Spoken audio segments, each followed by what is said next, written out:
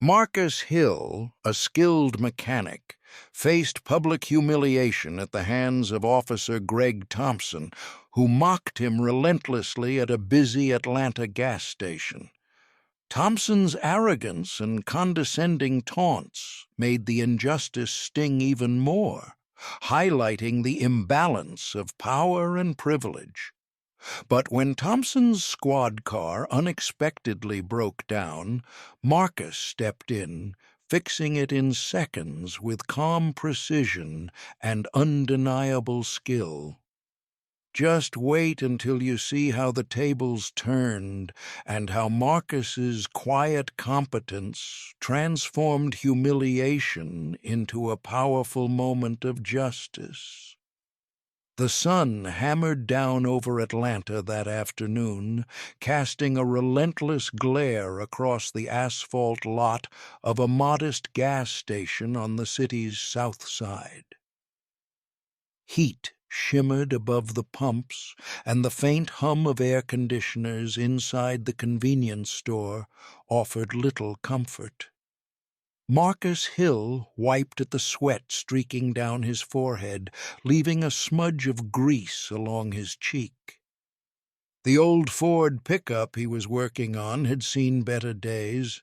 Rust crept along the fenders, and the engine had a stubborn rattle that refused to quit. Marcus had been hired to sort out the problem, and though his hands were dirty and his shirt clung to his back from exertion, there was a calm focus in the way he moved, each wrench turn precise, every adjustment deliberate. He had always loved engines. There was a rhythm to the work that grounded him, a sense of control he rarely found elsewhere. But today, even as he tightened a stubborn bolt, Marcus could feel tension mounting in the air, an invisible current prickling against his skin. He didn't notice it at first. He was used to the hum of a busy gas station, but then the unmistakable sound of tires rolling over gravel drew his attention. A squad car pulled in, black and white paint gleaming in the afternoon sun. The vehicle idled with a low, throaty growl, and Marcus instinctively straightened his back, glancing at the driver. Officer Greg Thompson stepped out, a man in his late 40s with a uniform pressed so neatly it seemed almost ceremonial despite the heat. He had the kind of posture that demanded authority and carried an arrogance that had been noted by everyone in town. Marcus had seen him before, always at the edge of some petty drama or overstepping boundaries where he had no right to. Today, that presence felt heavier somehow, like the calm before a storm. Thompson's eyes scanned the lot, his gaze settling on Marcus with a sharpness that felt invasive. "Well, well," Thompson said, voice loud enough to carry across the pumps. "You fixing cars or just wasting your time?" He gestured expansively with his hands, his tone mocking, theatrical. A few patrons glanced over from their cars and the convenience store, eyebrows raised, sensing that something unpleasant was about to unfold. Marcus felt a familiar tightening in his chest, the rush of irritation mingling with the instinct to ignore it. He clenched his jaw, letting the cloth hang from his hand as he bent back over the engine.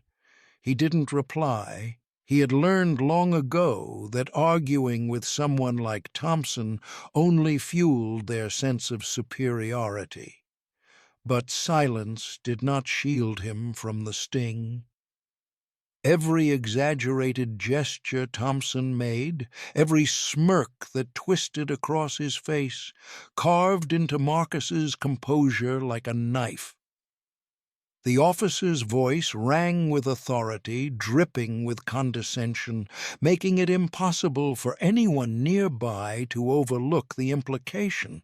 Marcus, a man skilled in his craft, was somehow lesser. The unfairness of it was raw, immediate, and unmistakable. Heat and frustration combined, and Marcus could feel a flush rising in his face, not from the sun, but from the indignity. Marcus's mind flickered through 1,000 similar moments, small humiliations piled on top of one another over the years, each one insignificant on its own, yet together forming a mound of silent resentment. The mocking tone, the assumptions about his ability, the casual confidence that he was inferior because of the color of his skin. It all boiled under the surface, threatening to spill over. Around them, the station seemed to shrink. The buzzing pumps, the rattling air conditioner, even the distant honk of traffic faded, leaving just Marcus, the squad car, and Thompson's taunting presence. Despite the desire to lash out verbally, Marcus reminded himself to breathe, to keep control. But the anger lingered, simmering, a steady, burning energy behind his eyes. He knew that this moment, while familiar, carried a particular weight. It was a spark in a dry field, the kind that demanded attention, even if only internally. Every passer-by who glanced toward the confrontation could feel it too, a tension that stretched across the lot like taut wire, invisible but palpable. Marcus's hands hovered over the engine, poised, focused, but his mind was alert, braced against the unfairness.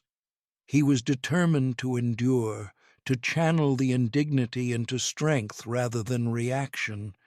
Yet the anger was there, undeniable, as vivid as the sunlight striking the lot, a raw, unfiltered emotion that refused to be ignored. By the time Thompson finally muttered a dismissive laugh and leaned against his car, Marcus's patience had worn thin, replaced by a smoldering fire. The injustice was sharp and immediate, and though Marcus remained outwardly calm, the anger coursing through him set the stage for something larger, something that neither Thompson nor anyone else at the gas station would see coming. Marcus wiped his hands on a rag, trying to steady his breathing as he bent over the old Ford pickup. The engine's stubborn rattle filled the otherwise quiet afternoon, but it was no match for the sharp edge of Officer Thompson's voice. "I bet you couldn't fix a car if your life depended on it," the officer barked, stepping closer, his smirk daring Marcus to respond. The words hung in the heavy air like a weight, pressing down, unrelenting. Marcus's fingers froze for a moment over a loose spark plug, the subtle tremor betraying the storm building inside him. This wasn't the first time he'd faced mockery, but the sting today was sharper, more public, more personal. Around them, the gas station buzzed with the usual background noise, tires crunching over gravel, the distant hum of passing traffic, but it all felt muted, as if the world had narrowed down to this confrontation. Nearby customers shifted uneasily, glancing at Marcus, then at Thompson, unsure whether to speak or remain silent. Some pretended to be absorbed in their phones. Others tightened their grips on gas pump handles. The tension was tangible, a low hum that threaded through the lot, highlighting the imbalance of power. Thompson's uniform, his badge, the weight of authority, it was all a reminder that Marcus was facing not just a man, but a system that allowed this kind of humiliation to play out in plain sight. Marcus felt the weight of it deeply. The jeers weren't merely words, they were a reminder of the countless times he had been dismissed, underestimated, or sidelined because of who he was. Each mocking comment dug into him, a persistent echo of a lifetime of small indignities, each one layered upon the last. The anger from earlier had transformed into something heavier, more complex, a mix of frustration, hurt, and exhaustion. It was painful, not just in the moment, but as a reflection of years of patience stretched thin. He could almost feel the invisible tally of all the times he'd been assumed incapable, the silent tally of judgments cast before anyone saw his skill or character. His hands trembled slightly, not from fear, but from the pressure of holding it all inside. Marcus prided himself on his control. He had to, in a world that often questioned his competence. Yet the effort to remain composed made the muscles in his jaw clench tighter, the tension radiating down his neck and into his shoulders. Each deep breath he took was a quiet attempt to reclaim focus, to anchor himself back to the mechanical puzzle in front of him, rather than the ridicule being hurled over his shoulder. Still, the pain lingered, unrelenting. It was the ache of invisibility, of having one's worth measured not by skill or dedication, but by shallow assumptions. The injustice was compounded by its public nature. Marcus could feel the eyes of onlookers, some sympathetic, some indifferent, all aware of the inequality of the moment. It was exhausting, this dual burden of performing his work with excellence while simultaneously weathering the social judgment cast from above. Every tightened bolt, every twist of a wrench, became both an act of professional focus and a silent resistance to Thompson's humiliation. Yet the emotional strain was undeniable. The anger had not subsided. It had morphed into a sharper, more poignant ache that pressed against his chest and demanded acknowledgment. He remembered every time he had been overlooked for promotions, every time a customer hesitated, every time someone's gaze had doubted his expertise before it could be proven. It all came rushing back, an accumulation of small but relentless injustices converging in this moment. Marcus's mind cycled through memories, each one a mirror of today's mockery, magnifying the pain, the sense of unfairness. His hands, still hovering over the engine, felt heavier, burdened by both grease and the invisible weight of expectation and prejudice. Even as he fought to focus on the task at hand, the tension coiled inside him, ready to spring. It was a mixture of determination and frustration, a pressure cooker of years spent proving himself in spaces that rarely offered acknowledgment. And yet, beneath the pain, there was an ember of something else, a quiet, stubborn resilience that refused to be silenced, that would not allow the moment to define him. Marcus drew a deep, measured breath, bracing himself against the weight, his mind calculating, his spirit unbroken, even as the injustice pressed hard against him. Just as Marcus felt the weight of humiliation pressing down on him, the unexpected happened. Officer Thompson climbed into his squad car, muttering under his breath, and clearly eager to escape the growing tension of the gas station. But as he turned the key, The engine sputtered violently, coughing and stalling, until the vehicle came to an abrupt halt. Smoke curled lazily from under the hood, drifting toward the summer sky. Thompson's eyes widened, a flicker of panic breaking through the carefully maintained facade of authority. For the first time in their encounter, Marcus saw hesitation, a crack in the armor of arrogance. Marcus straightened, setting down the wrench he had been using, and wiped his greasy hands on a cloth. His heart beat a little faster, not from fear, but from anticipation. He had trained for moments like this, though never in such a charged, tense environment. The injustice, the mockery, the simmering anger of the past minutes, they all converged into a focused energy that now propelled him forward.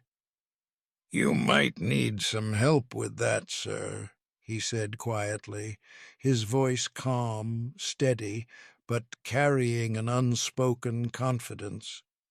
Thompson's smirk faltered, replaced by a flash of irritation, as though he couldn't quite comprehend that the man he had just humiliated was now in a position to help. Marcus opened the hood, revealing the tangle of wires and components that made the squad car's engine run. His eyes scanned with the practiced efficiency of years of experience. The problem was subtle, something easy to overlook, but catastrophic if ignored. A minor fault in the ignition system that had been producing intermittent sparks. Marcus recognized it immediately. This was the kind of challenge he thrived on, the puzzle that demanded both knowledge and patience.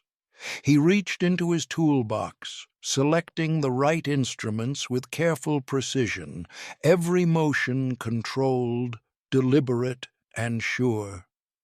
The atmosphere around them shifted.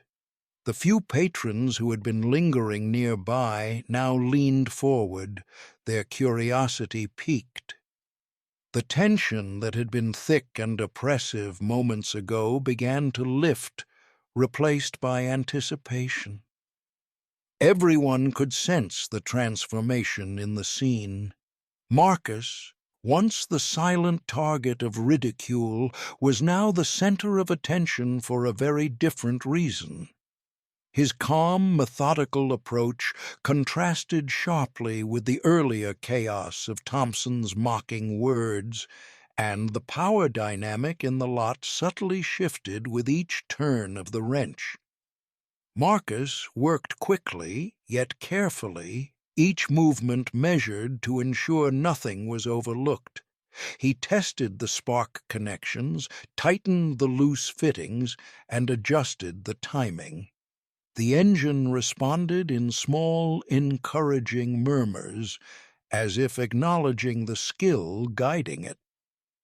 Marcus's focus never wavered, and his calm authority began to quiet the earlier unease among the onlookers. Thompson, who had just moments before exuded confidence, now hovered uneasily near the driver's side of the car, watching silently. There was no room for his usual posturing. The moment belonged entirely to Marcus. As Marcus completed the final adjustment, a sense of quiet triumph began to build within him. He stepped back slightly, wiping the sweat from his brow, and let his eyes meet Thompson's. For once, there was no arrogance in the officer's gaze, only a flicker of realization that Marcus's talent and knowledge were undeniable.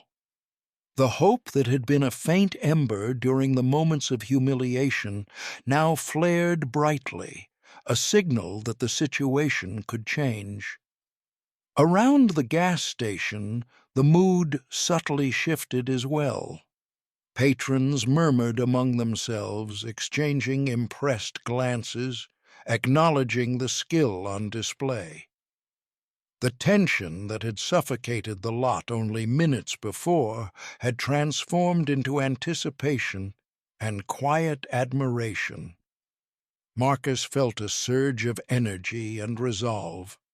The injustice and ridicule he had endured had not disappeared, but a path forward had revealed itself. This moment, unexpected and sudden, offered a glimpse of the power he held through his expertise, composure, and patience. The stage was set. What had begun as an afternoon of insult and humiliation now brimmed with possibility. Marcus, poised and confident, was ready to turn the tide and reclaim both respect and dignity, not with words, but with action. In under 2 minutes, the squad car's engine roared to life with a smooth, steady hum.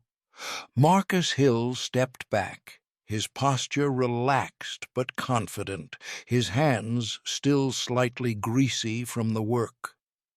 The transformation of the vehicle mirrored the shift in the atmosphere around the gas station, where moments before there had been tension and ridicule. Now there was a palpable sense of admiration, a quiet recognition that something remarkable had just unfolded. The air seemed lighter, as though the oppressive weight of injustice had been lifted, if only slightly, by Marcus's skill and composure. Officer Greg Thompson, who had arrived with smirks and jeers, now stood frozen, his usual confidence replaced with a strange mix of shock and embarrassment. He flushed slightly, his eyes darting between Marcus and the humming engine, as though trying to reconcile the scene before him with the assumptions he had made moments earlier. The arrogance that had carried him through so many interactions seemed to evaporate in the heat of Marcus's competence.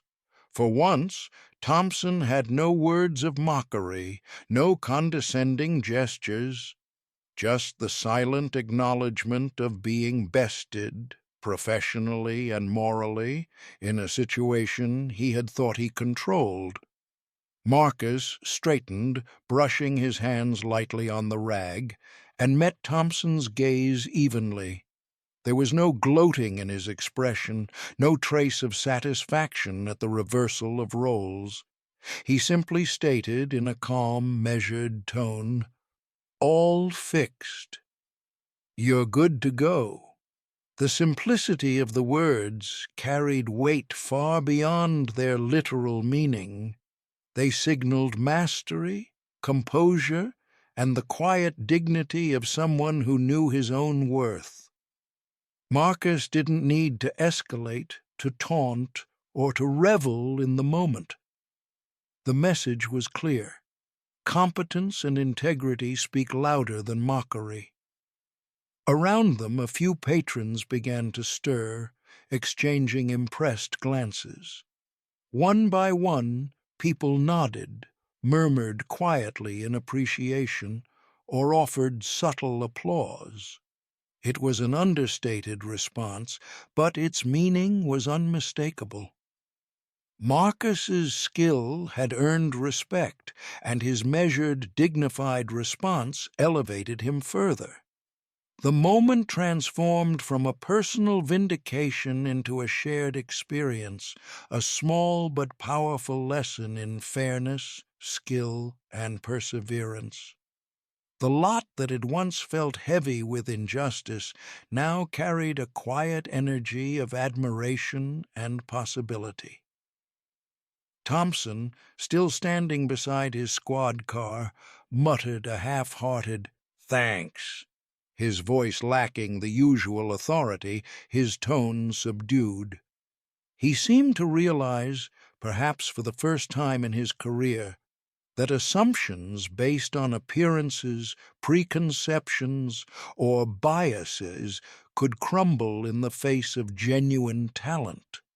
The humiliation he had attempted to impose on Marcus had not only failed, it had reversed. The lesson, though subtle, was undeniable. The merit of one's work, the depth of knowledge, and the quiet strength of character are forces that cannot be dismissed lightly. Marcus, with a composed step, returned to his own truck, wiping his hands clean one final time. He moved with the unshakable calm of someone who had reclaimed control of the narrative without resorting to confrontation. The tension and ridicule of earlier moments were behind him, replaced by a sense of accomplishment and affirmation. Each step was measured, purposeful, leaving a trail of awe among the onlookers. The shift was tangible. What had begun as an episode of humiliation had been transformed into a testament to skill, patience, and the resilience of character. The moment lingered in the lot, a quiet but powerful inspiration for those who had witnessed it. Marcus's actions turned ridicule into respect, embarrassment into humility, and injustice into an enduring lesson. Talent, integrity, and dedication demand recognition. His example resonated beyond the immediate audience, a reminder that true competence carries a weight and authority all its own, one that cannot be undermined by mockery, assumptions, or prejudice. As Marcus climbed back into his own truck and prepared to continue his day, the lot seemed to breathe again. Thompson drove away slowly, perhaps reflecting on his behavior, while the patrons returned to their routines, carrying with them a subtle but lasting impression. Marcus had reclaimed dignity not through words, but through mastery, patience, and an unshakable belief in his own ability, a quiet triumph that left inspiration in its wake.